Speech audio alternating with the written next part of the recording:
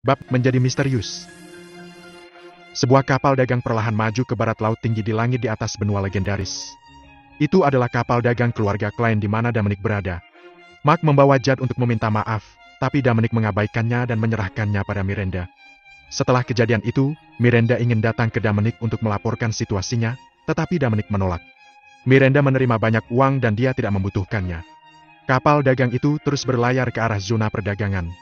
Saat mereka semakin dekat dengan tujuan, semakin banyak kapal dagang yang berkumpul. Tapi semua orang dalam perjalanan tanpa komunikasi apapun. Ketika Dominic bertarung Mark dengan formula tubuh emas abadi, dia dirasakan oleh banyak kapal dagang di dekatnya. Namun, mereka tidak berkumpul untuk menonton pertunjukan.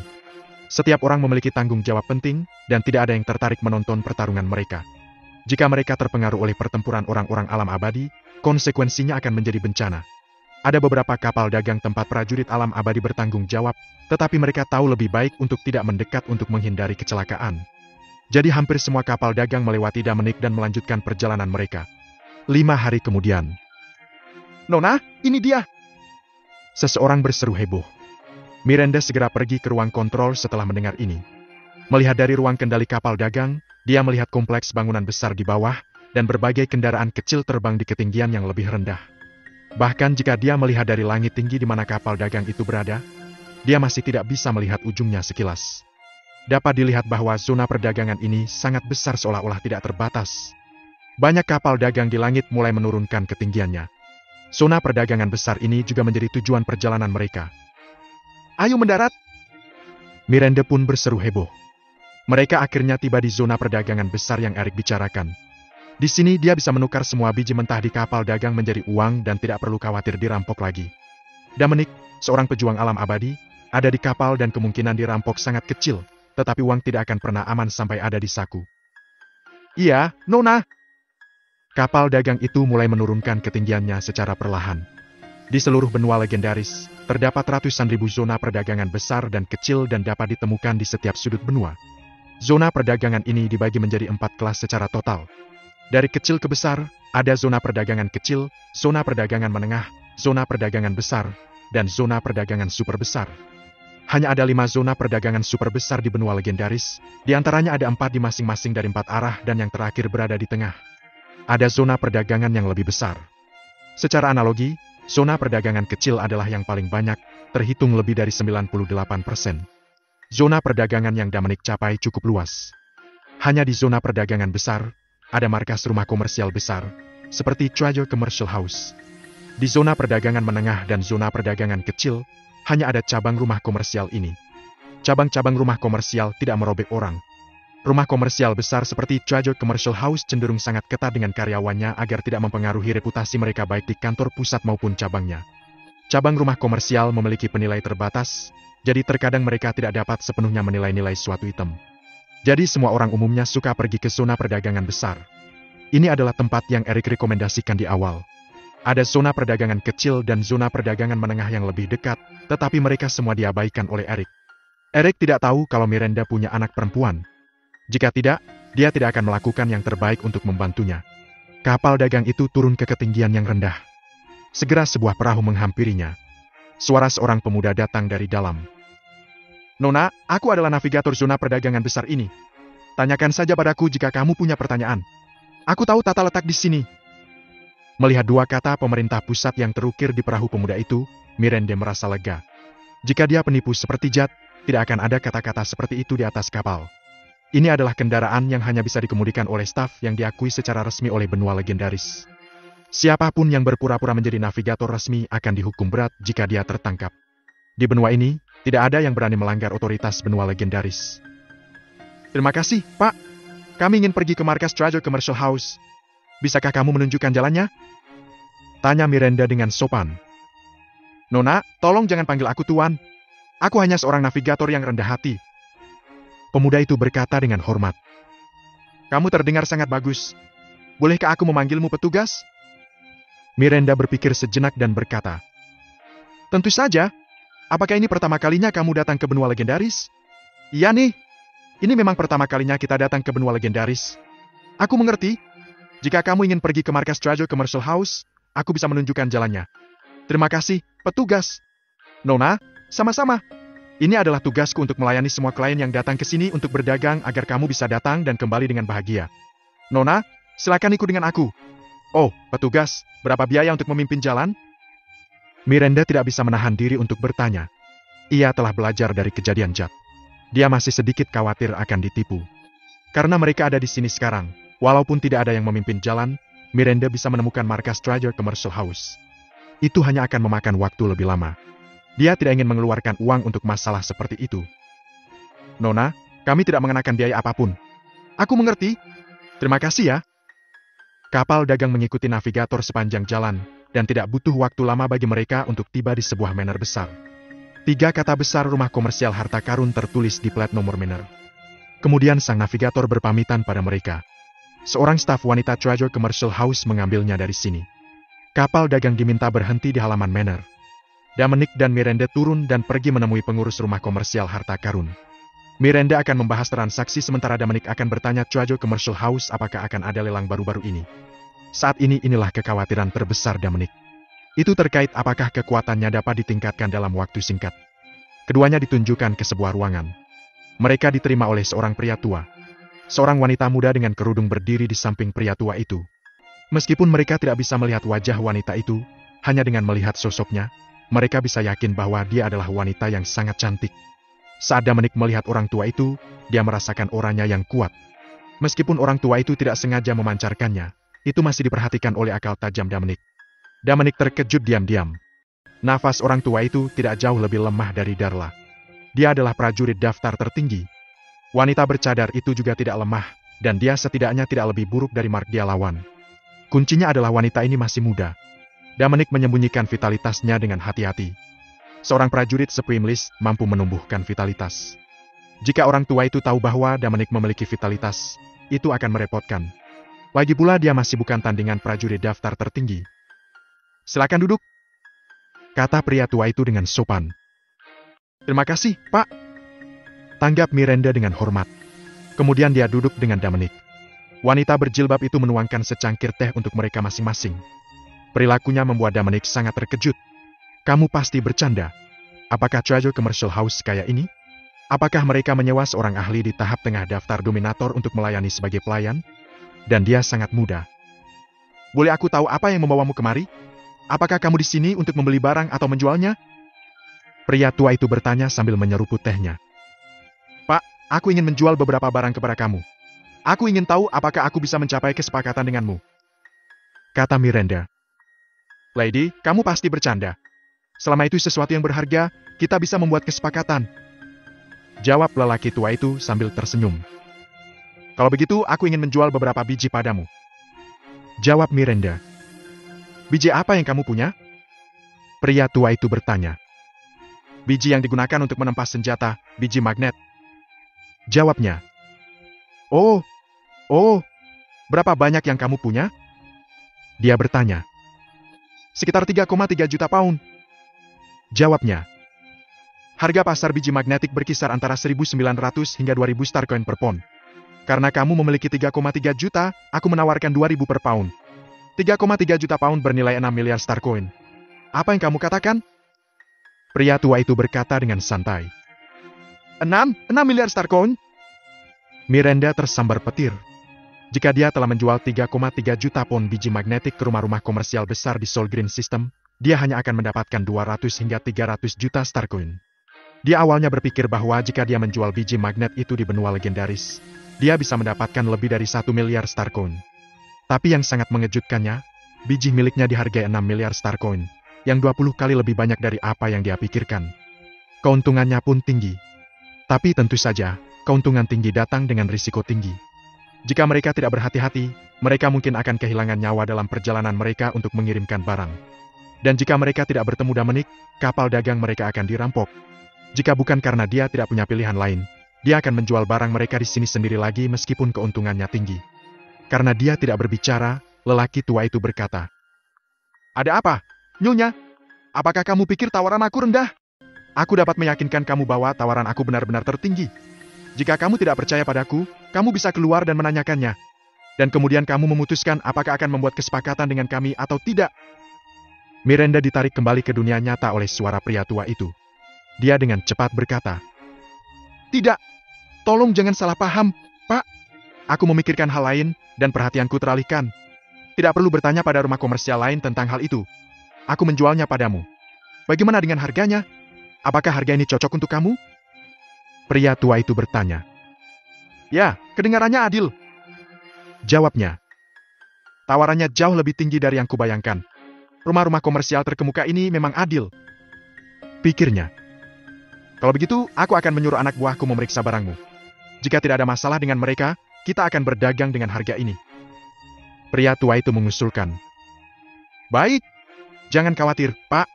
Kualitas barang aku adalah top notch. Aku tidak akan selingkuh," janji Miranda. "Aku datang jauh-jauh untuk mengantarkan barang ke sini, dan aku hampir terbunuh. Bagaimana aku menjual palsu? Aku tidak akan pernah melakukan hal bodoh seperti itu," pikirnya dalam hati.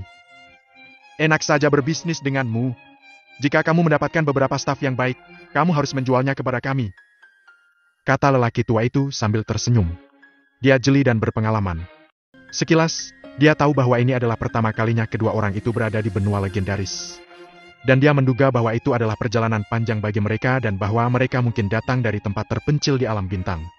Ia tidak memusingkan kualitas barang mereka. Meski begitu, ia tetap harus mengikuti prosedur. Pria tua itu memanggil seorang pria parubaya untuk memeriksa barang. Dominic tiba-tiba berkata, "Miranda, kamu duluan. Ada yang harus aku lakukan. Aku akan segera menemuimu." "Baiklah kalau begitu," Miranda menanggapi. Setelah itu, dia membawa pria parubaya itu ke barang. Setelah mereka pergi, hanya Dominic, orang tua, dan wanita bercadar yang tersisa di ruangan itu. Pria tua dan wanita bercadar itu memandang Dominic dengan rasa ingin tahu, bertanya-tanya mengapa dia tetap tinggal. "Pak, aku punya pertanyaan untuk kamu. Apa kamu memiliki rencana untuk segera mengadakan pelelangan?" Dominic bertanya penuh harap. "Apa kamu ingin mengikuti pelelangan, anak muda?" Pria tua itu bertanya dengan kebingungan. "Ya, aku lakukan," Dominic menjawab. "Seharusnya ada banyak lelang di zona perdagangan skala besar ini. Jika kamu ingin menghadiri satu, kamu dapat meminta rumah-rumah komersial kecil," jawab lelaki tua itu. "Sir, kamu salah sangka. Aku ingin menghadiri lelang yang diadakan oleh rumah komersial di tingkat kamu, bukan yang kecil," kata Dominic. "Anak muda, aku mengerti bahwa kamu ingin melihat dunia. Tapi ada sesuatu yang perlu kamu ketahui. Setiap item di lelang kami tak ternilai harganya. Dengan segala hormat, kamu tidak dapat membeli apapun dengan 6 miliar star coin bahwa barang-barang kamu bernilai. Semua penawaran kita dimulai dari 10 miliar star coin." Jelas pria tua itu. Dia berpikir bahwa Dominic datang dari beberapa tempat terbelakang alam Stardom dan ingin meniup pikirannya dengan memasuki rumah lelang. Dia tidak menganggap orang seperti Dominic memenuhi syarat untuk itu. Hanya mereka yang merupakan ahli waris atau perwakilan dari kekuatan besar yang memiliki akses ke acara-acara seperti itu. Pada saat itu, Dominic sedikit bersemangat.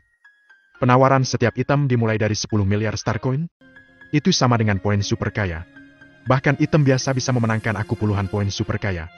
Dan mungkin yang lebih baik bisa memberiku ratusan poin. Jika aku membeli beberapa item, kekuatan aku akan meningkat pesat. Tetapi dia menekan kegembiraannya dan berkata, "Pak, itu jenis yang ingin aku hadiri. Hanya di sana aku bisa mendapatkan apa yang aku inginkan. Dan aku tidak bersama Miranda. Aku bertemu dengannya di tengah jalan, dan karena tujuan kami adalah benua legendaris, kami memutuskan untuk bepergian bersama. Jadi pemuda ini tidak ada hubungannya dengan wanita itu?" Batin pria tua itu. Barulah ia mulai mengamati Dominic dekat-dekat. Dan apa yang dia katakan membuatnya sangat terkejut. Aku bahkan tidak bisa melihat melalui kekuatan anak ini. Seolah-olah ada lapisan kabut yang menutupi tubuhnya agar aku tidak mencongkelnya. Aku ahli alam abadi di tahap menengah daftar tertinggi, namun aku gagal mengetahui kekuatan seorang pemuda. Bocah ini memiliki sesuatu di lengan bajunya. Sepertinya aku melakukan kesalahan. Tolong jangan merasa tersinggung. Aku Soren Lawrence. Bolehkah aku mendapatkan namamu?" kata orang tua itu. "Tuan Lawrence, aku Dominic Louis," jawab Dominic. "Aku mengerti. Jadi, Tuan Louis, apa yang ingin kamu dapatkan?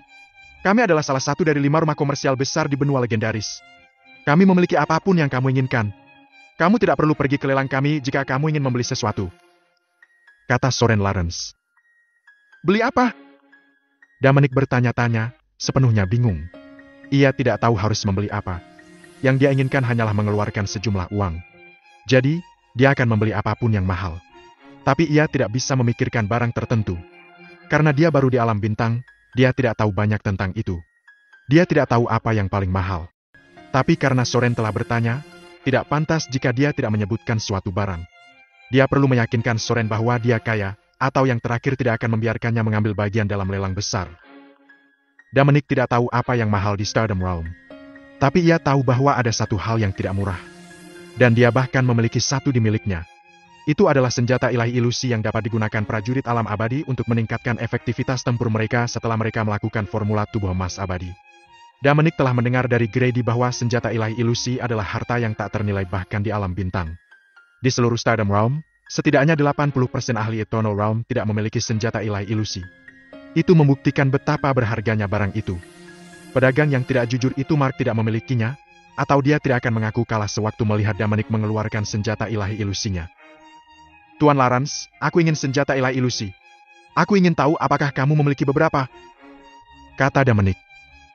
Jadi kamu ingin membeli senjata ilahi ilusi? Soren bertanya dengan terkejut. Itu benar. Tapi aku juga menginginkan harta yang lain. Senjata ilahi ilusi hanyalah salah satunya, jawab Dominic. Ucapannya membuat Soren kaget. Kamu pasti bercanda. Harta apa yang ingin dibeli bocah ini? Apakah mereka yang dia inginkan setingkat dengan senjata ilahi ilusi? Soren bertanya-tanya. Sebagai salah satu dari 5 rumah komersial teratas di benua legendaris, rumah komersial harta karun menjual harta pada tingkat senjata ilahi ilusi, dan mereka memiliki banyak di antaranya. Tapi mereka tidak pernah menjualnya secara pribadi. Mereka hanya melelangnya. Hanya di pelelangan mereka dapat menjual harta berharga seperti itu dengan harga yang lebih tinggi karena orang-orang dari kekuatan yang berpengaruh akan menawar mereka. Kebanyakan dari mereka akan dijual dengan harga yang jauh lebih tinggi dari nilai mereka. Bahkan mungkin untuk menjualnya dengan harga 2 kali lipat nilainya. Pada saat yang sama, mereka akan sangat meningkatkan reputasi rumah komersial mereka. Dengan begitu, mereka bisa membunuh 2 burung dengan 1 batu. Mereka bisa mendapatkan kekayaan dan ketenaran dengan menjualnya. Oleh karena itu, barang-barang yang paling berharga hanya dapat dibeli di pelelangan. Meskipun Soren berpikir Dominic tidak sederhana, dia tidak mengantisipasi bahwa dia ingin membeli harta karun seperti senjata ilahi ilusi. Ternyata ia telah meremehkan pemuda itu. Wanita berkerudung, yang berdiri di samping, tetap diam sepanjang waktu. Tapi jejak keterkejutan terlihat di matanya. Dia masih sangat muda, namun dia mampu membeli lebih dari 1 senjata ilahi ilusi. Sepertinya dia berasal dari kekuatan super kuat. Dan dia harus menjadi orang penting dalam kekuatannya. Tuan Louis, senjata ilahi ilusi mahal. Apakah kamu yakin ingin membelinya? Apa kamu serius? Soren bertanya dengan sungguh-sungguh. Tentu saja aku. Jangan khawatir, Tuan Lawrence. Aku serius kok. Selama kamu mau membuat kesepakatan denganku, aku tidak akan tawar-menawar denganmu, jawab Dominic sungguh-sungguh. Soren tahu dari ekspresinya bahwa ia tidak sedang bercanda. Kemudian, dia mengubah topik dan bertanya. Boleh aku tahu dari mana asalmu? Dominic tahu bahwa dia menanyakan tentang identitasnya. Dia ingin melihat apakah dia mampu membeli senjata ilahi ilusi. Tapi Dominic tidak tahu bagaimana menjawab pertanyaan ini. Ia tidak bisa mengatakan yang sebenarnya. Jika Soren tahu bahwa dia berasal dari tempat peradaban tingkat 3, dia akan mengusirnya. Membuat cerita juga bukan pilihan. Soren bekerja di Treasure Commercial House, salah satu dari 5 rumah komersial terkemuka di benua legendaris. Tidak diragukan lagi bahwa dia memiliki banyak koneksi. Ini akan menjadi sepotong kue baginya untuk mengetahui apakah Dominic berbohong. Dominic merenung sejenak dan menemukan sebuah ide. Aku harus membuatnya terus menebak-nebak dan membuatnya berpikir bahwa aku misterius. Hanya dengan cara ini, aku bisa membodohinya untuk saat ini dan membuatnya memberiku akses ke lelang besar mereka. Pikirnya dengan resolusi. Tuan Lawrence, aku tahu apa yang kamu tanyakan, tapi aku takut kamu akan kecewa. Aku bukan dari kekuatan besar. Aku telah berkultivasi dengan tuanku. Dan baru-baru ini, dia memintaku keluar untuk latihan. Aku minta maaf karena aku tidak bisa mengungkapkan tempat di mana tuanku dan aku tinggal, kata Dominic. Soren menatap Dominic seolah mencoba mendeteksi apakah dia berbohong. Tapi Dominic aktor yang baik. Soren memperhatikannya cukup lama, tapi ia tidak bisa melihat apapun yang menunjukkan bahwa pemuda itu mengada-ada. Sulit untuk mengatakan apakah Dominic telah berfokus pada seni bela diri dengan tuannya atau tidak.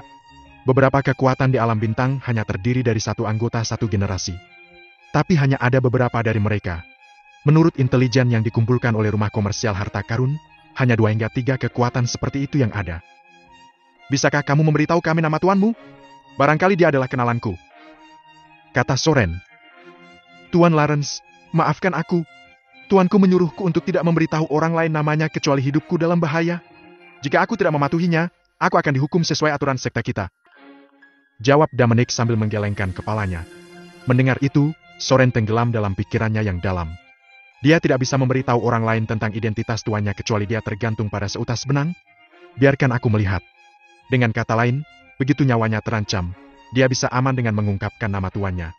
Seseorang pasti sangat kuat dan terkenal untuk memiliki pengaruh seperti itu. Bahkan ahli Pseudo Sage List tidak berani bicara besar seperti ini. Apakah tuan bocah ini lebih kuat dari yang ada di daftar Sage sejati dari alam Sage? Ini tidak bisa. Ahli yang levelnya lebih tinggi dari True Sage List adalah orang hebat di Stardom Realm. Tidak banyak ahli seperti itu di alam Stardom.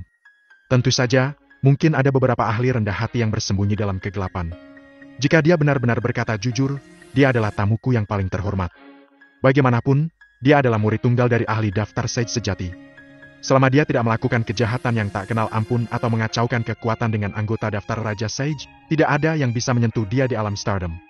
Terlepas dari apakah dia pembohong atau bukan, aku tidak bisa membuatnya tidak senang.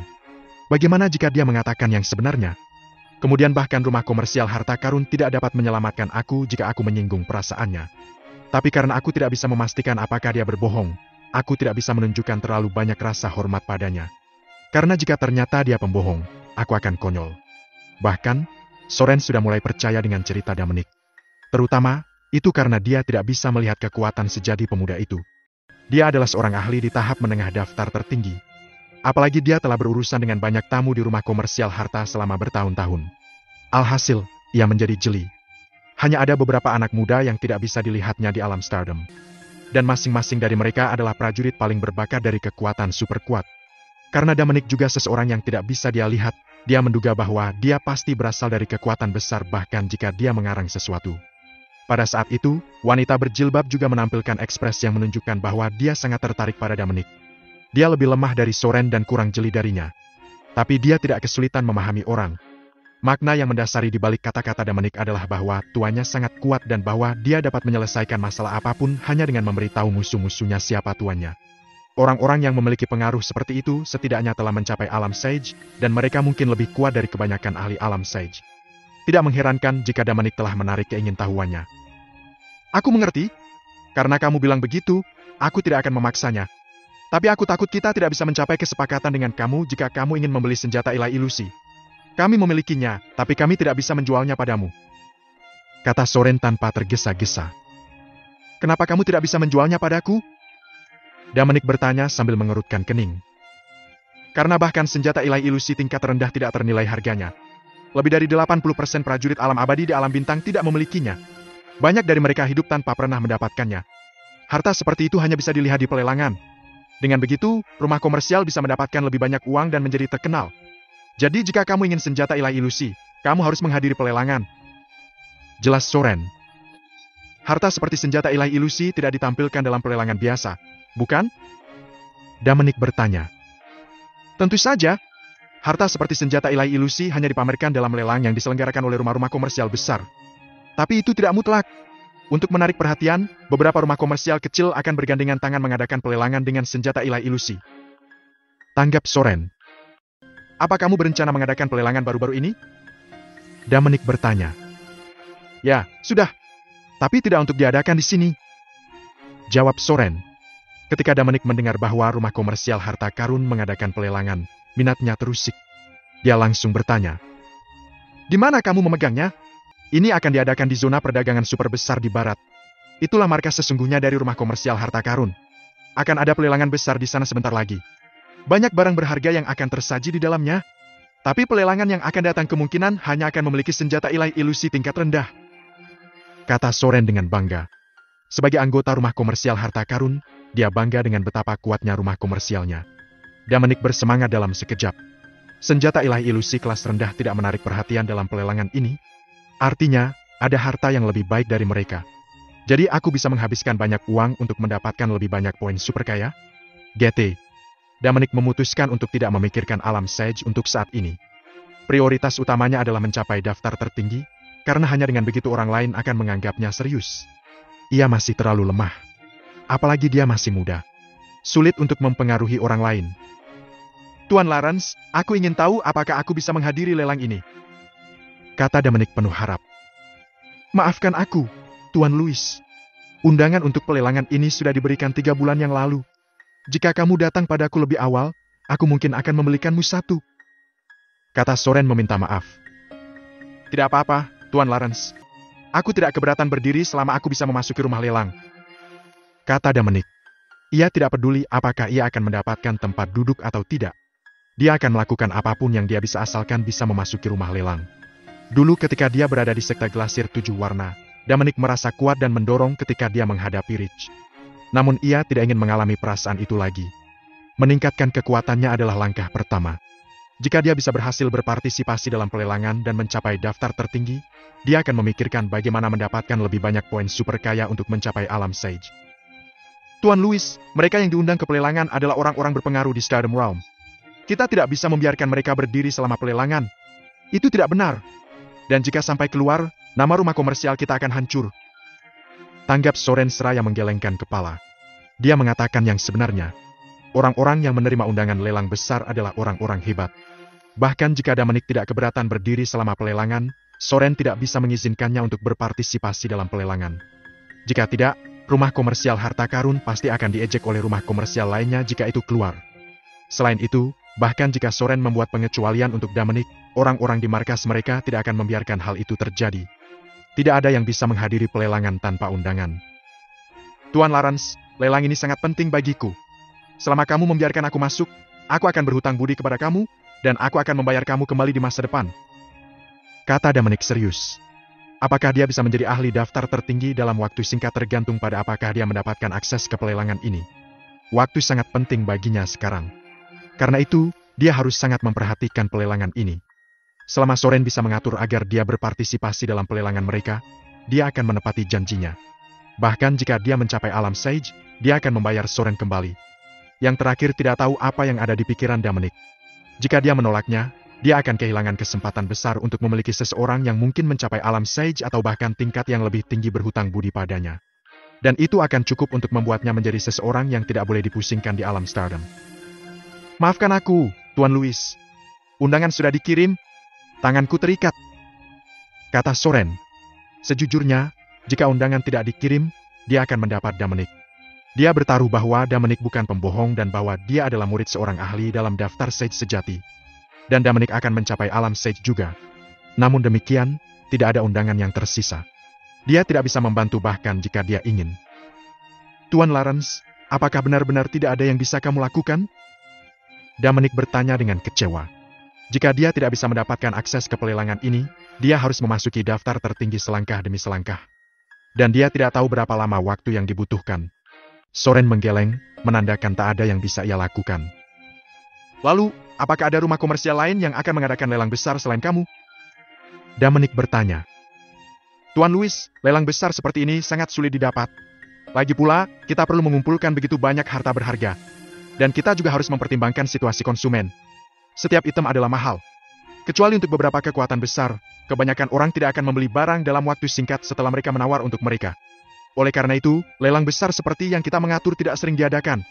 Untuk memberikan tamu kami untuk mengumpulkan dana, kami biasanya merencanakan satu setiap beberapa tahun.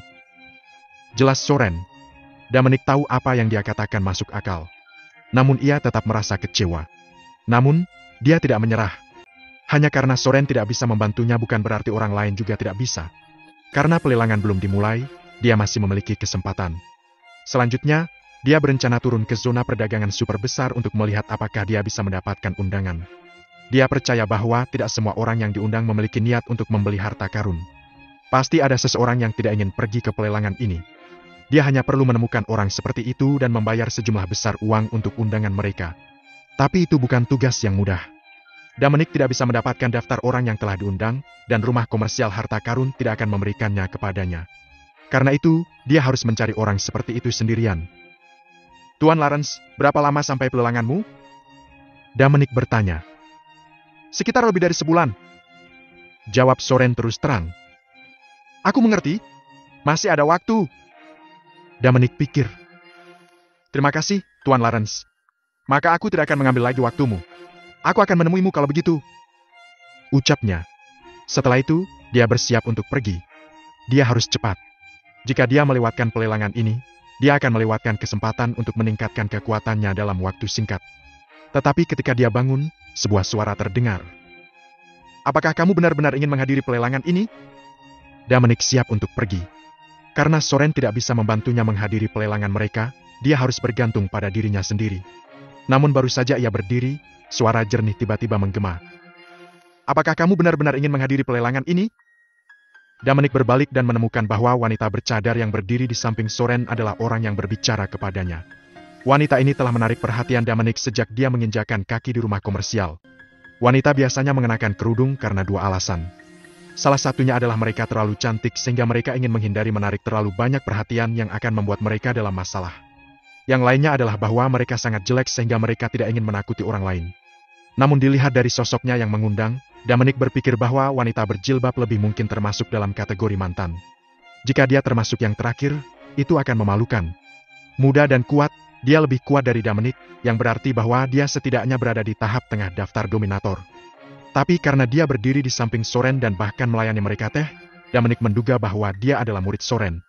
Dia mengikuti Soren untuk mendapatkan lebih banyak pengalaman dan memperluas wawasannya. Bahkan Tuan Lawrence tidak bisa mendapatkan aku untuk menghadiri lelang mereka. Bagaimana dia bisa membantuku dengan ini? Dominic bertanya-tanya dengan skeptis. Meskipun dia tidak percaya wanita itu bisa membantunya, dia tetap menjawab. Ya, pelelangan ini sangat penting bagiku. Selama seseorang bisa membantuku dalam hal ini, aku akan berhutang budi pada mereka. Aku sungguh-sungguh. Bagaimana kamu akan membayarku kembali jika aku membantumu? Maukah kamu membuatnya sepadan denganku? Wanita bercadar itu bertanya penasaran. Kamu akan tahu. Dominic menjawab. Sepertinya kamu sangat percaya pada dirimu sendiri, kata wanita berjilbab itu. Jika aku bahkan tidak percaya diri, bagaimana aku bisa menjadi ahli alam Sage? Dia menjawab.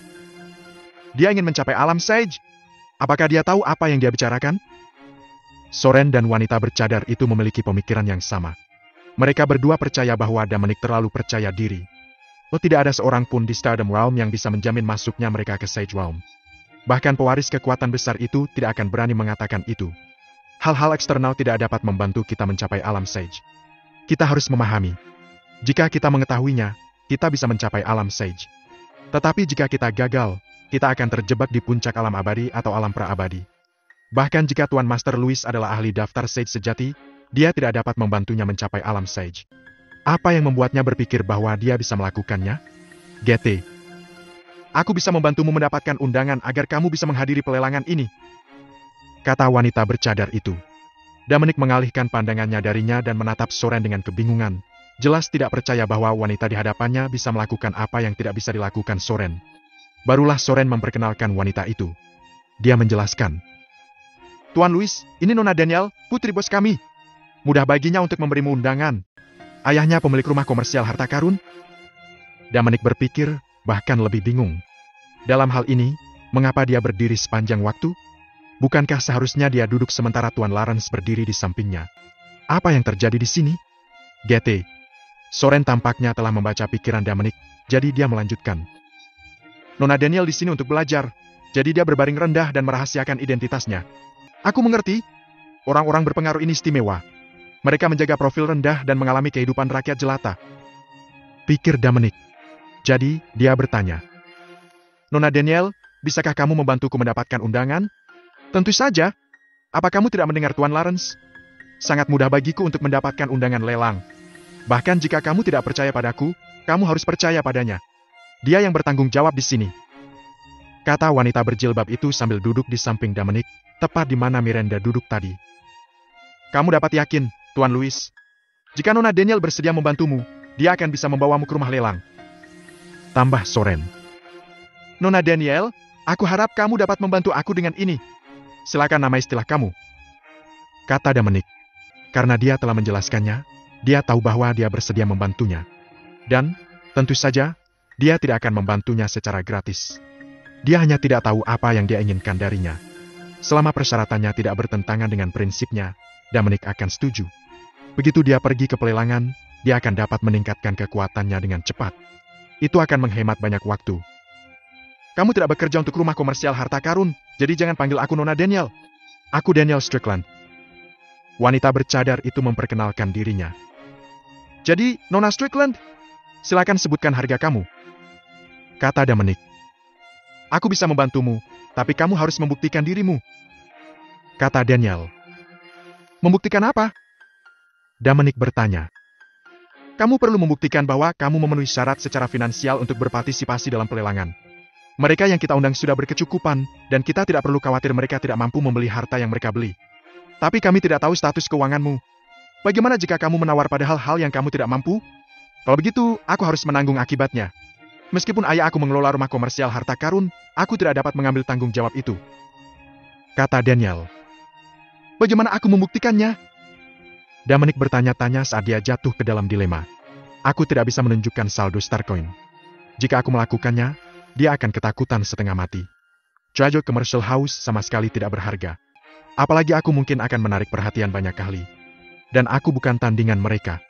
Jika aku tidak bisa menjelaskan bagaimana aku mendapatkan Starcoin itu, aku akan menjadi tikus percobaan. Apa yang harus kulakukan? Aku tidak bisa menunjukkan saldo aku kepada mereka, tetapi aku harus membuktikan bahwa aku memiliki banyak uang dan bahwa mereka tidak perlu khawatir bahwa aku tidak mampu membeli apa yang akan aku beli dalam pelelangan. Apa hal paling berharga yang kumiliki? GT. Tiba-tiba terpikir olehnya bahwa dia telah menghabiskan 5 triliun galat coin untuk batu keabadian di Bima Sakti. Dia menyimpannya sepanjang waktu. Ini seharusnya menjadi harta karun, pikirnya dalam hati. Maka, ia mengeluarkan sebuah kotak kayu dan menyerahkannya kepada Daniel di sampingnya, lalu berkata, Nona Strickland, ada sebuah batu di dalamnya. Bisakah kamu menggunakannya sebagai jaminan untuk mendapatkan aku undangan pelelangan kamu? Daniel mengambilnya dan membukanya tanpa ragu. Dia ingin melihat jenis batu apa itu. Saat dia membuka kotak kayu, ruangan itu segera dipenuhi dengan kekuatan hidup yang tak terbatas. Bahkan bunga dan tanaman di ambang jendela tiba-tiba menjadi penuh vitalitas dan tumbuh sedikit. Dan kuncup yang baru saja bertunas itu mekar dalam hitungan detik, mengeluarkan wangi yang berkali-kali lipat lebih kuat dari sebelumnya. Soren dan Daniel disambar petir. Sungguh kekuatan hidup yang luar biasa. Jika orang biasa menghirupnya, umur mereka akan diperpanjang beberapa tahun, pikir mereka dalam hati. Daniel melihat sebuah batu halus tergeletak dengan tenang di dalam kotak. Aku tidak percaya vitalitas sebesar itu berasal dari batu kecil ini, serunya. Tuan Lawrence, kamu tahu apa ini? Tanyanya sambil melemparkan kotak kayu itu kepada Soren. Meskipun penuh vitalitas, itu hampir tidak berguna bagi para ahli di alam abadi. Para ahli alam abadi dapat membentuk vitalitas, jadi mereka tidak membutuhkannya. Tapi itu bermanfaat bagi mereka yang belum mencapai alam abadi. Seharusnya ada seseorang yang mau mengeluarkan uang dalam jumlah besar untuk itu.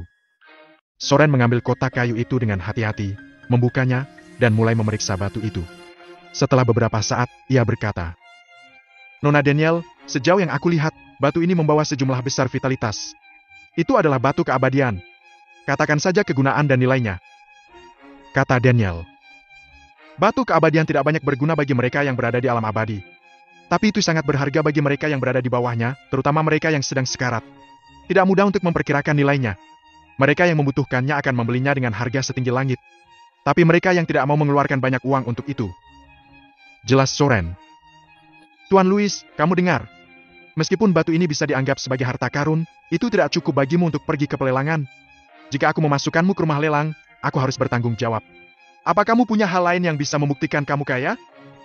Daniel berkata sambil mengerutkan kening Dominic. Dominic hanya memiliki satu pikiran dalam pikirannya. Dan dua orang di hadapannya tidak mengenali barang bagus itu. Dia telah menghabiskan 5 triliun galat coin untuk batu keabadian, memberinya 500 poin super kaya. Karena pantas mendapatkan poin sebanyak itu diakui oleh sistem. Soren tidak tahu nilai batu keabadian. Dia benar tentang keberadaannya membantu mereka yang berada di bawah alam abadi. Tapi dia tidak menyebutkan kegunaan lain dari batu keabadian. Misalnya, vitalitas yang dibawa batu keabadian sangat suci. Itu bisa menangkal kekuatan jahat dan dengan cepat menyembuhkan mereka yang terluka parah. Dominic tidak tahu bagaimana menggunakannya untuk mengusir kekuatan jahat. Tapi dia tahu bahwa itu bisa menyembuhkan ahli alam abadi lebih cepat daripada mereka menyembuhkan diri mereka sendiri. Ambil contoh, dua ahli alam abadi yang seimbang saling bertarung dan keduanya terluka. Pihak dengan batu keabadian dapat pulih dengan cepat. Sementara pihak lain tanpa itu harus menyembuhkan dirinya perlahan. Selama prajurit dengan batu keabadian menyerang lawannya sebelum yang terakhir menjadi lebih baik, dia bisa dengan mudah mengakhiri musuhnya. Bahkan jika seseorang lebih lemah dari musuhnya, dia bisa berpura-pura terluka parah dan menggunakan batu keabadian.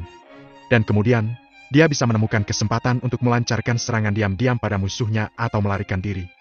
Batu keabadian adalah aset seperti itu, tetapi Soren hanya tahu bahwa itu berguna bagi orang-orang yang belum mencapai alam abadi. Dominic berpikir bahwa Soren bukan seorang profesional. Tapi kenyataannya dia telah menganiaya orang tua itu. Soren telah mendapatkan tempatnya dari dasar rumah komersial harta karun. Dia telah mengidentifikasi setidaknya 8.000 harta karun. Meskipun demikian, dia belum pernah melihat batu keabadian sebelumnya. Karenanya, dia hanya bisa menilai nilainya dari pengalamannya dan apa yang dia rasakan. Dia tidak merasakan hal lain selain vitalitas yang sangat besar di dalam batu keabadian. Itu sebabnya dia mengatakan itu. Nona Strickland, kecuali batu keabadian, aku tidak punya apa-apa lagi untuk membuktikan bahwa aku kaya. Kata Dominic dengan senyum pahit. Batu keabadian adalah satu-satunya barang berharga yang bisa dia tawarkan sebagai jaminan. Sayangnya, Soren dan Daniel gagal mengetahui nilainya. Bahkan jika Dominic memberitahu mereka tentang keuntungan lain dari batu keabadian, dia tidak berpikir mereka akan mempercayainya. Lalu apa yang kamu bawa di punggungmu? Aku yakin barang yang ada di dalamnya sangat penting untukmu, kan? Daniel bertanya. Dia sudah lama memperhatikan kotak kayu di punggung Dominic. Dilihat dari bentuknya, dia menduga itu membawa pedang atau pisau. Dia begitu tertarik pada kotak kayu Dominic karena sangat tertarik pada senjata. Harta lain tidak menarik baginya. Satu-satunya jenis yang memikatnya adalah senjata berharga. Karena ayahnya adalah pemilik rumah komersial harta karun, Daniel telah melihat banyak senjata dan mengumpulkan beberapa senjata. Meskipun begitu, dia akan tetap penasaran setiap kali melihat senjata lainnya. Barang di dalam kotak kayu di punggung Tuan Louis pasti senjatanya. Sangat mungkin bahwa itu adalah senjata ilahi ilusi. Pikirnya tertarik. Daniel sakit untuk mencari tahu apa yang ada di dalam kotak itu. Meski bukan miliknya, dia tetap ingin melihatnya. Maaf, Nona Strickland, ini senjataku dan rekanku. Aku tidak akan berjanji. Kata Dominic serius. Pedang eksorsisme telah menemaninya sepanjang jalan. Apapun yang terjadi, dia tidak akan menyerahkannya kepada orang lain. Bahkan jika dia mungkin melewatkan kesempatan untuk menghadiri pelelangan mereka, dia tidak akan mempercayakannya kepada mereka. Bisakah kamu memberitahuku senjata macam apa itu? Daniel bertanya. Sebuah pedang. Dominic menjawab. Apa itu namanya? Dia bertanya. Pedang eksorsisme? Jawabnya. Pedang eksorsisme? Nama yang bagus. Dapatkah kamu menunjukkannya? Aku ingin melihatnya. Jangan khawatir. Aku tidak akan membiarkanmu menggunakannya sebagai jaminan. Aku hanya ingin melihat apakah itu berharga. Jika pedang eksorsisme benar-benar baik-baik saja, aku akan mengizinkan kamu untuk berpartisipasi dalam pelelangan tanpa jaminan apapun. Kata Daniel. Mendengar itu, Soren tidak bisa berkata-kata. Elsir Nona Daniel Dia adalah seorang gadis, tapi dia mempelajari semua jenis senjata. Aku mendengar bahwa dia telah mempelajari semua senjata di rumah harta markas kami. Itu sebabnya dia datang ke sini. Ketika dia selesai di sini, aku kira dia akan pergi ke tempat lain. Jadi kamu hanya ingin melihat-lihat. Kamu tidak akan memintaku meninggalkannya sebagai jaminan? Dominic mencoba untuk mengkonfirmasi. Iya nih, aku hanya melihat-lihat. Daniel menjawab. Baiklah kalau begitu. Dominic setuju. Ia melepas kotak kayu itu dan menaruhnya di atas meja. Daniel mengikutinya dengan matanya. Dia bisa merasakan aura pedang yang tajam dari dalam kotak itu. Ya ampun, ini jelas pedang yang bagus. Pikirnya dengan gembira. Bahkan sebelum membukanya, dia mulai merasa bersemangat. Dia terobsesi mempelajari senjata dan pedang adalah favoritnya. Dominic membuka kotak, memperlihatkan pedang merah panjang. Saat Daniel melihatnya, dia tidak bisa mengalihkan pandangannya dari itu. Mata Soren membelalak takjub juga. Pedang yang tajam dan tak tertandingi. Dia berkomentar. Dia telah menilai 1 ton senjata selama bertahun-tahun. Jadi, dia bisa tahu bahwa pedang eksorsisme Dominic bermutu sangat tinggi. Senjata ilahi ilusi dibagi menjadi 4 kelas. Mereka kelas rendah, kelas menengah, kelas tinggi, dan kelas atas. Dia berpikir bahwa pedang Dominic setidaknya adalah senjata ilahi ilusi bermutu tinggi. Jika pedang sebagus itu ditampilkan dalam pelelangan, niscaya akan menarik banyak kekuatan besar untuk menawarinya. Dan mungkin akhirnya menerima tawaran tinggi yang tak terbayangkan. Soren hampir yakin bahwa Dominic bukan pembohong. Dia menduga bahwa pedang itu adalah hadiah dari Tuan Dominic. Hanya mereka yang berada di alam Sage yang mampu memberikan harta seperti itu. Menatap obsesif pada pedang merah, Daniel tidak bisa menahan diri untuk tidak mengulurkan tangan padanya. Tapi Dominic menghentikannya sebelum dia menyentuhnya. Nona Strickland, pedang ini sangat tajam. Kamu tidak bisa menyentuhnya. Dia memperingatkan. Pedang eksorsisme bisa memotong apapun di dunia.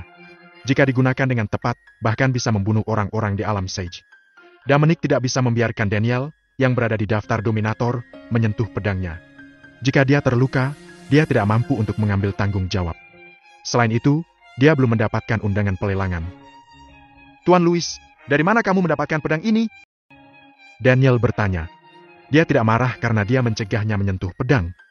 Dominic berpikir sejenak dan menjawab. Tuanku memberikannya padaku. Yang terbaik adalah melibatkan tuan misteriusnya yang tidak ada dalam hal ini. Ketika mendengar perkataannya, Soren menjadi semakin yakin akan penilaiannya. Tuan Louis, maukah kamu menjual pedang ini? Daniel bertanya sambil menatap pedang eksorsisme. Dia terpesona olehnya. Seluruhnya berwarna merah dengan lingkaran cahaya yang menawan. Itu tidak bisa lebih cantik. Meskipun tergeletak di sana dengan tenang, aura pedang tajam yang tak terhitung jumlahnya melayang di sekitarnya.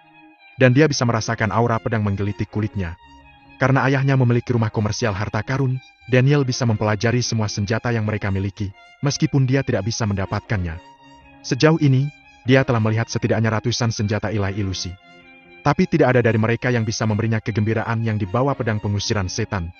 Meskipun dia telah melihat beberapa senjata ilahi ilusi bermutu tinggi sebelumnya, itu masih jauh lebih rendah daripada Dominic. Apakah ini senjata ilahi ilusi kelas atas? Daniel bertanya-tanya dengan kaget. Tidak banyak senjata ilahi ilusi kelas atas di seluruh Stardom Realm. Dan mereka semua berada di tangan beberapa kekuatan super kuat. Mereka yang berada di alam abadi biasanya menggunakan senjata ilahi ilusi kelas rendah. Hanya anggota inti dari kekuatan utama atau ahli daftar tertinggi yang memiliki senjata ilahi ilusi kelas menengah. Adapun yang bermutu tinggi, mereka eksklusif untuk para ahli alam Sage. Senjata ilahi ilusi kelas atas bahkan lebih berharga. Bahkan orang-orang dalam daftar Pseudo Sage tidak bisa mendapatkan mereka. Hanya ahli True Sage List yang mungkin mendapatkannya. Itu di luar pikiran terliarnya bahwa seorang pemuda seusianya akan memiliki senjata ilahi ilusi kelas atas yang dimilikinya. Jika Dominic mengatakan yang sebenarnya dan pedang itu adalah hadiah dari tuannya, maka tuannya masuk dalam daftar Raja Sage daripada daftar Sage sejati. Bagaimanapun, seorang ahli daftar Sage sejati tidak akan memberikan senjata ilahi ilusi kelas atas kepada orang lain. Tetapi diketahui secara luas bahwa hanya ada beberapa ahli daftar Raja Sage di alam bintang. Daniel bertanya-tanya siapa Tuan Dominic. Menurut Dominic, dia dan tuannya telah tinggal bersama, dan tuannya baru-baru ini memintanya untuk keluar untuk menguatkan dirinya. Dia bertanya-tanya apakah seorang ahli daftar Raja Sage bersembunyi dalam kegelapan di alam Stardom. Kemudian dia berpikir itu sangat mungkin. Kakeknya pernah berkata bahwa alam Stardom tidak sesederhana kelihatannya, dan mereka hanya melihat permukaannya. Nona Strickland, seperti yang aku katakan sebelumnya, pedang ini bukan hanya senjata aku, tetapi juga teman dan rekan aku. Hal ini telah dengan aku sepanjang waktu. Jika kamu berada di posisi aku, apakah kamu akan menjual rekan kamu? Dominic bertanya secara teoritis, mengisyaratkan penolakannya. Aku bisa menawarkan harga yang sangat tinggi. Daniel tidak ingin menyerah. Tidak peduli berapa banyak yang kamu tawarkan, aku tidak akan menjualnya. Aku menyarankan kamu untuk membiarkannya pergi. Kata Dominic tegas. Dia punya banyak sekali uang, dan tidak mungkin kehabisan uang selama masa hidup ini. Tidak mungkin dia menjual pedang eksorsisme. Tuan Louis, jika kamu tidak mau menyerahkannya, aku tidak akan memaksamu. Kata Daniel dengan penyesalan dan berpaling dari pedang eksorsisme dengan enggan. Dia tahu bahwa tidak ada orang waras yang mau menjual senjata ilahi ilusi kelas atas. Tapi dia ingin mencobanya. Sangat jarang untuk menemukan harta seperti itu. Apalagi, bahkan jika Dominic ingin menjualnya, dia tidak akan berani melakukannya. Bagaimanapun, itu adalah hadiah dari tuannya. Jika dia menjualnya, tuannya akan memberinya pelajaran keras ketika dia kembali. Nona Strickland, bagaimana dengan pelelangannya? Itulah yang paling Dominic khawatirkan. Tuan Louis, kenapa kamu tidak beristirahat selama beberapa hari? Kemudian kamu pergi dengan aku. Aku akan membantumu masuk ke rumah lelang. Kata Daniel. Terima kasih banyak, Nona Strickland. Jika kamu membutuhkan sesuatu di masa depan, aku akan dengan senang hati membantu selama itu dalam jangkauan aku. Kata Dominic bersemangat. Akhirnya aku memiliki akses ke pelelangan. Setelah aku menawar beberapa item, kekuatanku akan meningkat dengan cepat. Saat itu, aku akan jauh lebih kuat, dan segalanya akan lebih mudah. Pikirnya dalam hati. Baiklah, sudah beres kalau begitu. Aku membiarkanmu masuk ke pelelangan, dan kamu berhutang budi padaku. Tentu saja, aku tidak akan membuat kamu melanggar aturan kamu. Kata Daniel. Deal! Dominic katakan. Dan Daniel menjawab. Deal! Deal! Dominic katakan. Dan Daniel menjawab. Deal! Dominic menyingkirkan pedangnya dan pergi dalam suasana hati yang baik. Daniel memerintahkan anak buahnya untuk mengatur tempat bagi Dominic untuk beristirahat. Setelah dia pergi, hanya Daniel dan Soren yang ada di ruangan itu. Tuan Lawrence, apakah kamu melihat sesuatu yang istimewa tentang pedang itu? Daniel bertanya. Nona Daniel, aku bisa berbagi pemikiran aku tentang hal itu jika itu adalah beberapa harta karun lainnya. Lagi pula, aku sudah bekerja di sini selama bertahun-tahun. Tapi itu adalah senjata? Aku tidak akan pamer. Kita semua tahu bahwa kamu telah mempelajari banyak senjata. Kamu bahkan telah berurusan dengan ratusan senjata ilahi ilusi. Aku tidak pernah melihat mereka sebanyak itu seumur hidupku, apalagi mempelajarinya. Kata Soren jujur. Dia tidak bersahaja atau berusaha menyenangkan Daniel. Dia hanya mengatakan yang sebenarnya. Di benua legendaris, semua orang tahu bahwa Daniel, putri pemilik rumah komersial harta karun, adalah penggemar senjata. Dia telah mempelajari sebagian besar senjata ilahi ilusi di rumah komersial harta karun. Meskipun Soren telah menilai banyak harta, dia tidak bisa setara dengan Daniel dalam hal senjata. Kamu sudah berkecimpung dalam bisnis ini selama bertahun-tahun. Apa pendapatmu tentang pedang itu? Daniel melanjutkan. Nona Daniel, pedang itu berwarna merah dan sangat tajam. Tanpa ada yang menggunakannya, ia mengeluarkan aura pedang yang memenuhi udara di sekitarnya. Kalau tidak salah, itu adalah senjata ilahi ilusi bermutu tinggi yang langka. Jawab Soren. Jadi menurutmu itu senjata ilahi ilusi bermutu tinggi? Tuan Lawrence, kamu salah kali ini. Kata Daniel sambil tersenyum. Aku melakukan kesalahan? Soren bertanya-tanya, tidak mau mengakui bahwa dia salah. Pedang itu adalah yang terbaik yang pernah dilihatnya. Dia telah melihat lebih dari satu senjata ilahi ilusori kelas menengah, dan dia bisa menjamin bahwa pedang Dominic lebih baik daripada salah satu dari mereka.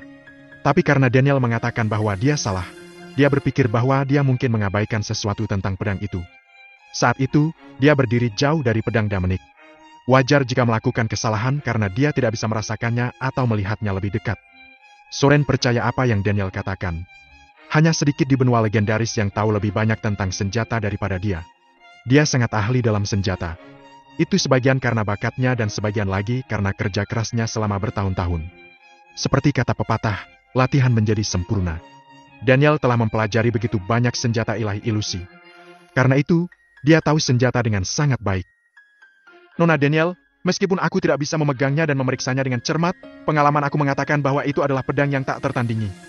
Bahkan jika itu bukan senjata ilahi ilusi bermutu tinggi, itu akan menjadi yang terbaik di antara yang kelas menengah, atau bisa setidaknya setara dengan mereka yang bermutu tinggi. Kata Soren dengan pasti.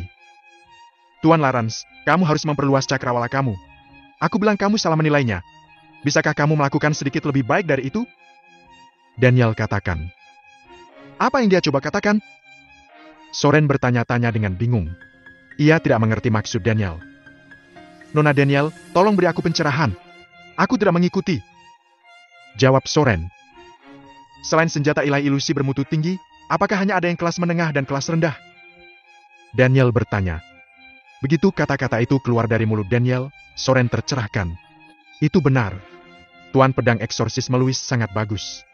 Dan Nona Daniel bilang aku salah menilai itu sebagai senjata ilahi bermutu tinggi. Mungkin itu lebih baik dari senjata ilahi ilusi bermutu tinggi. Apa yang lebih baik dari senjata ilahi ilusi tingkat tinggi? GT. Soren kaget saat menyadari. Jika itu lebih baik dari senjata ilahi ilusi bermutu tinggi, apakah itu yang teratas? Tapi itu adalah sesuatu yang hanya dimiliki oleh mereka yang lebih kuat dari para ahli True Sage List. Tuan Louis hanyalah prajurit daftar dominator. Bagaimana dia mendapatkan senjata ilahi ilusi kelas atas? Tunggu. Ada yang salah dengan Tuan Louis. Bahkan jika dia termasuk dalam daftar Sage sejati, dia tidak akan memberikan senjata ilahi ilusi kelas atas kepada muridnya. Mungkinkah itu, GT? Dan di sana, Soren berhenti berpikir lebih jauh. Identitas Tuan Louis mungkin salah satu rahasia Stardom Realm. Aku hanya berada di tahap pertengahan daftar tertinggi. Aku tidak memenuhi syarat untuk mengoreknya. Hanya ketika aku mencapai alam Sage dari alam abadi, aku dapat mempelajari beberapa rahasia alam Stardom. Pikirnya dalam hati. Nona Daniel, apakah kamu mengatakan bahwa pedang Tuan Louis adalah senjata ilahi ilusi kelas atas? Soren bertanya dengan ketidakpercayaan belaka. Aku tidak mungkin salah. Aku pernah mempelajari senjata ilahi ilusi bermutu tinggi sebelumnya. Tak satu pun dari mereka memiliki jasa tersebut. Ini memberikan udara yang kuat. Sulit membayangkan betapa kuatnya itu. Tuan Louis bisa mengalahkan orang yang lebih kuat darinya dengan itu, kata Daniel dengan pasti. Jika itu masalahnya, bukankah tuannya? Soren disela oleh Daniel sebelum dia bisa menyelesaikan kalimatnya. Jaga ucapanmu. Itu bukanlah sesuatu yang harus dibicarakan oleh prajurit alam abadi seperti kita, katanya dengan cemberut. Aku mengerti, Nona Daniel. Soren menanggapi. Ia menarik napas dalam. Ini terlalu mengejutkan. Aku tidak percaya seorang pemuda memiliki senjata ilahi ilusi kelas atas yang dimilikinya. Dan dia bahkan memiliki ahli daftar Raja Sage di sisinya. Bukankah wanita dengan Tuan Louis datang ke sini untuk menjual biji magnet? Aku pikir mereka mungkin berhubungan baik. Berikan dia tawaran yang bagus. Kita harus berteman Tuan Louis. Jangan membuatnya tidak senang. Instruksi Daniel. Jangan khawatir, Nona Daniel. Aku sedang melakukannya, jawab Soren. Dan jangan beritahu siapapun tentang ini. Karena Tuan Louis dikirim oleh tuannya untuk menguatkan dirinya, dia pasti tidak ingin hal itu diketahui. Jika ini menarik perhatian tuannya, tidak ada dari kita yang bisa menahan amarahnya, tambahnya. Dimengerti? Soren pun menjawab. Dominic tidak tahu bahwa pedang pengusiran setan telah membuat Daniel dan Soren berpikir begitu banyak. Jika dia mengetahuinya, dia akan tertawa terbahak-bahak. Tapi memang itulah yang dia inginkan. Dia telah berbohong tentang memiliki master misterius untuk mengelabui mereka agar percaya bahwa ada seorang ahli yang mendukungnya. Dengan begitu, tidak akan ada yang berani menyulitkannya. Tapi kebohongannya secara tak terduga bekerja jauh lebih baik dari yang dia kira. Meskipun demikian, Dominic memahami bahwa ia tidak dapat selalu mengandalkan orang lain. Kebohongan akan terungkap suatu hari nanti. Yang terpenting sekarang adalah meningkatkan kekuatannya sendiri. Karena itu, dia sangat mementingkan pelelangan ini. Sementara itu, Miranda membawa penilai treasure commercial house ke atas kapal dagangnya untuk memeriksa biji magnetnya. Pada saat mereka selesai dan bersiap untuk turun dari kapal, Soren mendatangi mereka. Tuan Lawrence, kata inspektur dengan hormat saat dia melihat Soren. Soren adalah penanggung jawab di sana. Dia mengungguli semua orang kecuali Daniel, yang baru saja datang. Apa pendapatmu tentang biji magnet ini? Soren bertanya dengan santai. Kualitas mereka cukup bagus. Kami bisa membelinya, jawab inspektur itu jujur. Saat mendengarnya, Miranda merasa lega. Meskipun dia tidak berpikir akan ada masalah dengan barangnya, dia khawatir kualitasnya mungkin gagal memenuhi persyaratan rumah komersial harta karun. Jadi, ketika dia mendengar kata-kata inspektur, pikirannya akhirnya tenang. Baiklah, tugasmu sudah selesai di sini. Kamu bisa pergi sekarang, kata Soren. Ya, Tuan Lawrence, jawab inspektur itu dan pergi. Nona Klein, silakan datang dengan cara ini, kata Soren sambil memberi isyarat pada Miranda untuk ke kiri. Tuan Lawrence, kamu duluan, tolong, tanggap Miranda, merasa tersanjung. Soren menikmati banyak prestis di rumah komersial harta karun. Jadi, Miranda tidak mampu membuatnya tidak senang. Jangan terlalu formal, Nona Klein. Kamu duluan saja, desak Soren. Menyadari bahwa ia bersungguh-sungguh, Miranda berjalan di depannya. Pada saat itu, kebingungan sedang menimpanya. Saat mereka di kamar tadi, Soren tidak memperlakukannya seperti ini. Dia yang bertanggung jawab sementara dia hanyalah salah satu rekan bisnis mereka yang paling tidak penting. Bagi Miranda, 6 miliar Starcoin dapat menentukan kelangsungan hidup keluarga Klein. Tapi itu bukan apa-apa bagi rumah komersial besar seperti rumah komersial harta karun. Masuk akal jika Soren tidak menganggapnya serius saat mereka bernegosiasi. Namun, sikapnya telah berubah dalam waktu yang singkat. Miranda sulit mencerna. Apa karena Dominic? Miranda bertanya-tanya. Dia merenung sebentar dan berpikir itu sangat mungkin. Setelah aku pergi, dia tinggal di kamar. Mungkin dia membongkar identitasnya pada mereka. Dan sejak aku bersamanya, Tuan sikap Lawrence terhadapku berubah. Sepertinya tebakanku benar. Dominic harus dari beberapa kekuatan besar. Ketika Miranda dan Soren kembali ke kamar mereka sebelumnya, Daniel dan Dominic tidak terlihat. Nona Klein, ini masalahnya. Tawaran kami mungkin akan mengalami sedikit perubahan, kata Soren. Tuan Lawrence, kita sudah sepakat. Dan inspektur kamu memeriksa barang-barang aku dan mengatakan tidak ada masalah dengan mereka. Kenapa kamu mengubah tawaranmu? Apakah rumah komersial besar lainnya begitu tidak jujur sepertimu? Miranda langsung bertanya, agak kecewa. Tapi kenyataannya adalah tawaran rumah komersial harta karun melebihi tarif ideal Miranda. Dia tidak masalah mengambilnya jika mereka ingin mengurangi harga mereka. Tetapi jika dia tidak bertindak begitu emosional, Dia khawatir Soren akan menurunkan tawaran mereka dengan tajam. Tenanglah, Nona Klein. Perubahan yang aku bicarakan adalah tidak menurunkan harga pembelian. Kami ingin menaikkan tawaran kami, kata Soren sambil tersenyum. Apa? Miranda tidak bisa mempercayai telinganya. Dia ingin meningkatkan tawaran mereka? Ini adalah gila. Tawaran mereka sudah di luar ekspektasiku, namun mereka masih ingin meningkatkannya. Apa dia mengambil keputusan ini karena dia mengasihaniku? Setelah semua, aku datang jauh-jauh ke sini, dan aku hampir kehilangan hidup aku di tengah jalan hanya untuk mendapatkan barang-barang aku di sini. Tapi Miranda langsung mengesampingkan kemungkinan itu. Tidak peduli seberapa kaya rumah komersial, mereka tidak akan semurah ini kepada rekan bisnis mereka. Dia pasti melakukan ini karena suatu alasan. Apakah Treasure Commercial House begitu baik untuk aku karena mereka ingin menyenangkan Dominic? Aku tidak bisa memikirkan alasan lain. Dia memberi aku uang. Sepertinya aku meremehkan Dominic. Bahkan rumah komersial harta karun ingin membuatnya terkesan. Ini membuktikan betapa kuatnya dia. Pada saat itu, Miranda semakin penasaran dengan identitas Dominic. Menurut kesepakatan yang telah mereka buat sebelumnya, rumah komersial harta karun akan memberi Miranda 6 miliar Starcoin untuk biji magnetnya. Tapi pada akhirnya, mereka membayarnya 10 miliar Starcoin. Awalnya, dia menolak untuk menerima bantuan itu. Dia bahkan diam-diam menghubungi Dominic. Tapi yang mengejutkan, dia memintanya untuk menerimanya. Karena itu adalah hadiah, akan sia-sia jika tidak mengambilnya.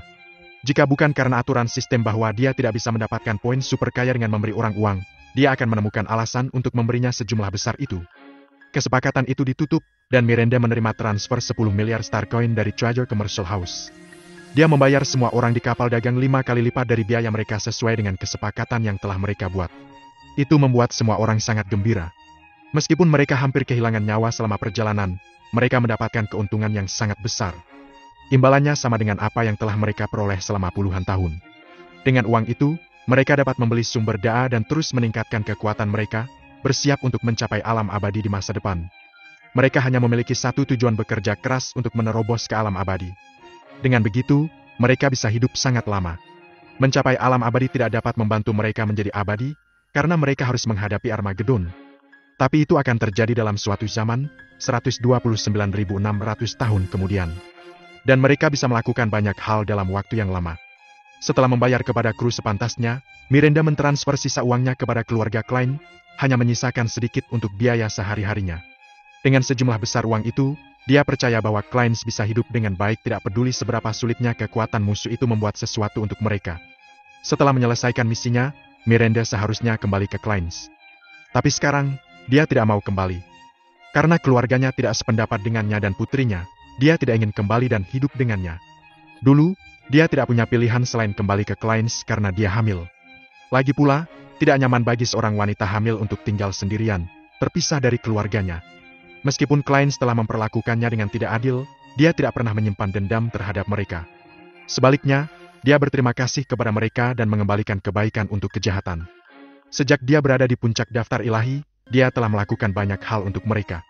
Kali ini, dia bahkan telah mempertaruhkan nyawanya untuk mendapatkan biji magnet ke benua legendaris agar keluarga Klein membantu mereka bertahan hidup. Sekarang dia ada di sini, dia tidak ingin putrinya hidup diganggu oleh anak-anak lain. Itu akan memiliki pengaruh buruk pada kepribadiannya di masa depan. Karena itu, dia berencana untuk kembali ke rumah ketika Adrian sudah agak dewasa. Meski demikian, tidak mudah untuk hidup di benua legendaris. Sebagai seseorang di puncak daftar ilahi, dia adalah salah satu ahli top di kampung halamannya. Tetapi hal-hal tidak sama di benua legendaris. Siapapun di sini bisa mengalahkannya di tanah. Jika dia ingin bertahan hidup di sini, dia hanya punya satu pilihan untuk bertahan dengan Dominic. Hanya dengan begitu dia dapat dengan mudah bertahan di benua legendaris. Tentu saja, dia harus mendapatkan izin Dominic. Kedua Dominic dan Miranda menerima perawatan VIP dari Treasure Commercial House. Yang terakhir memberi mereka yang terbaik dari segalanya. Keesokan paginya, ketika Dominic bangun dan membuka pintu, dia bertemu dengan dua wanita muda yang cantik. Salah satunya memegang baskom air sementara yang lain memiliki handuk dan barang-barang lain yang perlu dia cuci. Saat Dominic membuka pintu, salah satu dari mereka berkata dengan hormat, "Selamat pagi, Tuan Louis. Kami di sini untuk membantumu mandi." Dominic tidak terkejut dengan pemandangan ini. Orang kaya dan berkuasa tahu bagaimana menikmati diri mereka sendiri. "Taruh di atas meja. Aku akan melakukannya sendiri," katanya. Ia masih belum terbiasa dilayani oleh orang lain. "Tuan Louis, biarkan kami membantumu," Jika kamu menolak layanan kami akan dihukum. Kata kedua gadis tampan itu dengan sedikit kepanikan. Tugas mereka adalah melayani para tamu kehormatan rumah komersial harta karun. Oleh karena itu, jika para tamu tidak puas, rumah komersial harta karun akan menghukum mereka. Baiklah, masuklah. Dominic tidak ingin mempersulit mereka. Tidak mudah bagi kelas bawah untuk mencari nafkah. Ketika ia berada di bumi, ia digunakan untuk menjadi seorang pria pengiriman paruh waktu. Jadi, dia tahu persis bagaimana rasanya berada di bawah. Terima kasih, Tuan Louis. Kata kedua gadis itu penuh syukur. Mereka masuk ke kamar dan mulai membantu Dominic mandi. Meski merasa risih, ia membiarkan mereka melakukan tugasnya. Setelah mereka selesai, salah satu dari mereka menunjuk tombol di dinding dan berkata, Tuan Louis, jika kamu membutuhkan sesuatu, silakan beritahu kami. Setelah kamu menekan tombol itu, kami akan sampai ke kamu dengan cepat. Kami akan melayani kamu selama kamu tinggal di sini. Terima kasih. Kata Dominic sopan. Jangan sebutkan, Tuan Louis. Ini adalah tugas kita. Jika tidak ada yang lain, kami akan mengambil cuti kami. Kata salah satu gadis. Aku tidak butuh apapun untuk saat ini. Kamu boleh pergi. Katanya.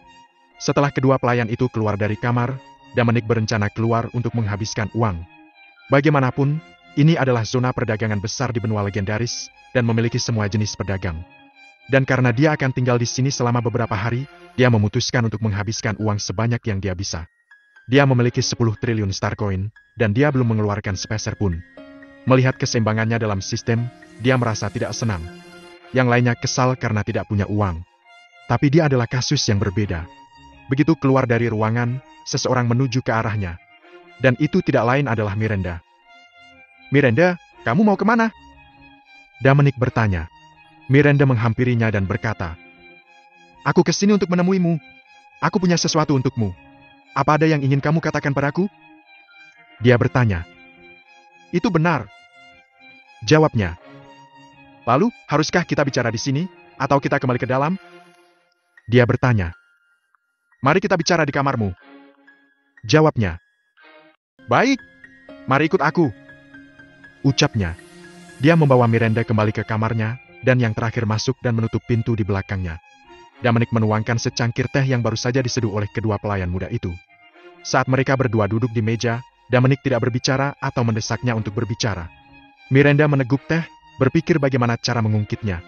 Dia datang untuk mencari Dominic karena dia ingin bertanya kepadanya apa yang akan dia lakukan dan apakah dia membutuhkannya. Setelah merenung lama tadi malam, dia tahu bahwa jika dia ingin tinggal di benua legendaris dan membesarkan Adrian di sini, hanya Dominic yang bisa dia andalkan. Tanpa bantuannya, dia akan kesulitan menetap di sini, belum lagi tinggal bersama putrinya. Tetapi jika Dominic tidak membutuhkannya untuk bekerja untuknya, dia harus membawa putrinya kembali ke Kleins. Meskipun bukan lingkungan yang baik untuk pertumbuhan putrinya, setidaknya mereka akan aman di sana. Miranda mengumpulkan keberaniannya dan bertanya, Dominic, aku ingin menanyakan sesuatu. Apa rencana masa depan kamu? Apa rencananya untuk masa depan? Dominic lengah dengan pertanyaan Miranda. Dia telah merencanakan untuk menghabiskan lebih banyak uang di benua legendaris untuk mengumpulkan lebih banyak poin super kaya untuk meningkatkan kekuatannya. Kemudian, dia akan pergi ke sekte Glasir 7 warna untuk menyelamatkan Darla dari Gua Es. Akhirnya, dia akan membalas dendam pada Richford, seorang pejuang di Sage Real, dengan membuat Rich mengalami ketidakberdayaan sejati. Itu adalah rencana Dominic. Namun, jalannya masih panjang sebelum bisa mewujudkan rencana-rencana itu. Saat ini, Dominic berada di tahap awal daftar dominator. Jalannya masih panjang sebelum bisa masuk ke alam Sage. Untuk sampai ke sana, ia tidak mampu melakukan kesalahan di tengah. Namun, tidak mungkin bagi Dominic untuk berbagi rencana ini dengan Miranda. Miranda, kenapa kamu menanyakan itu? Dominic bertanya secara retoris tanpa menjawab pertanyaannya. Dominic, sejujurnya, aku tidak ingin kembali ke keluarga Klein sekarang. Aku ingin tinggal di benua legendaris bersama Adrian dan memberinya membawa dia layak. Tapi, dengan kekuatanku sendiri, aku tidak akan mampu melakukannya. Oleh karena itu, aku ingin mendengar tentang rencana masa depan kamu dan melihat apakah aku dapat membantu. Miranda, kamu tidak ingin kembali ke keluarga Klein? Kamu lebih suka tinggal di sini? Apakah kamu dapat memberitahu aku mengapa hal itu? Dominic bertanya dengan bingung. Dominic tidak bisa memahami pikiran Miranda. Karena Miranda telah mempertaruhkan nyawanya untuk keluarganya dan berhasil mengangkut barang ke benua legendaris, itu telah memungkinkannya untuk menuai keuntungan besar. Bukankah seharusnya dia ingin kembali ke rumah dan menikmati perlakuan heroik yang pasti dia terima? Mengapa dia begitu enggan untuk kembali ke rumah? Dominic, posisi aku saat ini di keluarga Klein sebenarnya sangat canggung. Aku harus bertanggung jawab besar atas keadaan keluarga Klein saat ini. Karena tindakan aku di masa lalu, Adrian dipandang negatif oleh orang lain dalam keluarga, dan sering diganggu dan dihina oleh teman-teman seusianya. Aku khawatir bahwa jika dia tumbuh di lingkungan yang tidak bersahabat, itu akan mempengaruhi harga dirinya. Aku ingin kembali ke keluarga ketika Adrian sedikit lebih tua. Kemudian, Miranda secara singkat menceritakan masa lalunya dengan Dominic serta alasan dibalik kejatuhan keluarga Klein. Dominic memahaminya. Itu adalah situasi di mana seorang wanita cantik telah menyebabkan kematian keluarga. Miranda pernah menjadi wanita populer dan cantik di kampung halamannya. Banyak kekuatan di sekitarnya telah mengarahkan pandangan mereka padanya. Namun, dengan standarnya yang tinggi, tidak ada pria di pasukan sekitarnya yang layak diperhatikannya. Setelah dia diam-diam keluar untuk jangka waktu tertentu, dia kembali ke rumah dalam keadaan hamil. Ini membuat pasukan di sekitarnya sangat frustrasi, dan mereka membentuk aliansi untuk menjatuhkan keluarga Klein. Akibatnya, keluarga Klein telah mengalami penurunan. Akhirnya, mereka tidak punya pilihan selain mengumpulkan kekuatan mereka untuk memungkinkan Miranda mempertaruhkan nyawanya untuk menyelamatkan mereka. Bahkan, ada sesuatu yang Dominic penasaran. Siapa ayah Adrian? Jika tidak ada keturunan lineal dari pasukan sekitarnya yang menarik perhatian Miranda, maka ayah Adrian haruslah orang yang sangat berkuasa. Namun, Miranda tidak mengeluarkan satu patah kata pun tentang ayah dari anaknya itu. Apa cerita di balik ini? Sementara Dominic penasaran, dia tidak akan mengungkitnya jika Miranda memilih untuk tidak menyebutkannya sama sekali. Karena Miranda telah membagikan rencana dan pertimbangannya, Dominic memutuskan untuk mengemukakan rencananya. Rencana awalnya adalah menghadiri pelelangan untuk meningkatkan kekuatannya ke daftar tertinggi. Itu akan memberinya tingkat pencegahan tertentu, memberinya kekuatan untuk berbicara. Dia kemudian dapat mendirikan rumah komersial, yang akan menjadi kunci dalam terobosannya ke alam Sage. Tidak peduli berapa banyak seseorang menghabiskan, tidak mungkin bagi seseorang untuk menghabiskan uang sebanyak konglomerat. Dominic sebelumnya telah berkonsultasi dengan orang lain tentang hal ini. Setelah rumah komersial didirikan, itu akan menjadi seperti binatang pemakan emas yang memakan aliran uang untuk bertahan hidup. Itulah yang Dominic butuhkan. Meskipun Dominic kaya akan uang tunai, kekuatannya saat ini terlalu rendah. Dengan kekuatannya saat ini, tidak mungkin dia bisa memulai rumah komersial untuk menghabiskan uangnya. Berdasarkan interaksinya dengan Miranda selama beberapa hari terakhir, dia tahu bahwa dia adalah orang yang setia dan dapat dipercaya. Ketika saatnya tiba, dia ingin dia mengelola rumah komersialnya, seperti yang dilakukan Daris dengan rumah komersialnya di Bima Sakti. Cara Dominic mengevaluasi orang tetap tidak berubah. Baginya, kemampuan tidaklah penting, kesetiaan adalah yang terpenting. Miranda, karena kamu sudah berkata begitu, tidak peduli seberapa tidak masuk akalnya aku tidak akan mengirimmu kembali. Jangan khawatir, dan tetaplah di sini. Kata Dominic setelah memikirkannya beberapa saat.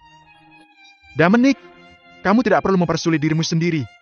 Jika aku tak bisa membantumu, aku harus pulang bersama Adrian. Karena aku berhasil membawa pulang keuntungan yang begitu besar untuk keluarga, aku percaya mereka tidak akan memperlakukan kita seburuk sebelumnya.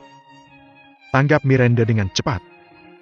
Bagaimana ini, aku akan berangkat beberapa hari lagi untuk mengikuti lelang yang diadakan di zona Super Trade. Selama periode ini, kamu dapat mempelajari prosedur di balik mendirikan dan menjalankan rumah komersial, karena aku membutuhkannya segera. Untuk penelitian tentang bagaimana membangun dan menjalankan rumah komersial, mata Miranda membelalak kaget. Dominic, kamu ingin mendirikan rumah komersial? Dia tidak menyangka Dominic punya rencana seperti itu. Pendirian rumah komersial di benua legendaris tidak hanya membutuhkan dukungan kekuatan yang kuat tetapi juga sejumlah besar uang. Ini bukanlah sesuatu yang bisa dicapai dengan uang saja. Kira-kira setengah dari pasar keuangan di benua legendaris didominasi oleh 5 rumah komersial. Rumah komersial harta karun tempat Miranda dan Dominic berada adalah salah satu rumah komersial Big Cave. Sisa rumah komersial skala kecil merupakan pangsa pasar yang tersisa. Meskipun sepertinya masih ada 50% pasar yang tersisa, sebenarnya ada beberapa juta rumah komersial kecil di pasar. Kelangsungan hidup rumah-rumah komersial kecil ini tidak selalu berarti bahwa mereka kuat. Bahkan, zona perdagangan kecil yang ditempati rumah-rumah komersial kecil berada di daerah di bawah pemberitahuan 5 besar. Karena 5 besar tidak memiliki salah satu zona perdagangan menengah, sisa pangsa pasar dipegang oleh beberapa juta rumah komersial kecil. Di benua legendaris, ada banyak rumah komersial yang ditutup karena bisnis yang buruk setiap harinya. Miranda tidak menyangka Dominic tertarik memasuki dunia bisnis. Iya nih, karena aku tidak punya apa-apa, aku ingin mendirikan rumah komersial. Jawab Dominic santai. Dominic, kamu perlu berpikir mendalam tentang masalah ini. Tidak akan mudah untuk mendirikan rumah komersial karena membutuhkan banyak uang. Bujuk Miranda. Dia tahu bahwa kekuatan di balik Dominic tidak lemah. Tetapi apakah dia akan punya uang untuk memulai sebuah rumah komersial meskipun usianya masih muda?